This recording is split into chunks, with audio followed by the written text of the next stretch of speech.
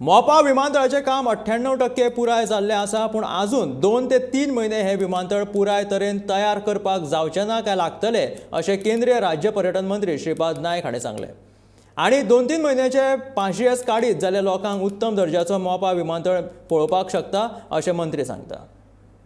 Delay जावपाचे ताचे खूब कारणां आसात. तुम्ही जाणात जवळ जवळ जमीन एक्वायर केल्या नंतर ज्या पद्दतीचे कोर्ट कचेरी मागीर हायकोर्ट सुप्रीम कोर्टा पर्यंत ज्यो केसी पावन ह्या कामाक सुद्दां डिले केलो, मदीं स्टे उरली आनी आत्तां जवळ जवळ 98% काम ताचें पूर्ण जाल्लें आसा. अजुनूय म्हाका दिसता 1-2 म्हयने ह्या कामाक लागतले आनी ताका कारण म्हणजे काही आमीच आसात.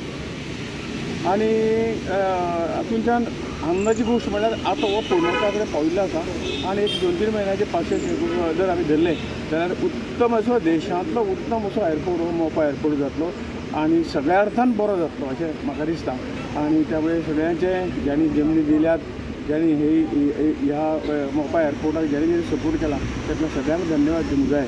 आनीक ह्या राज्याचें भवितव्य जें आसा ते अशे तरेचे आर्थीक हे वाडोवपाचें काम सुद्दां हो एअरपोर्ट करतलो.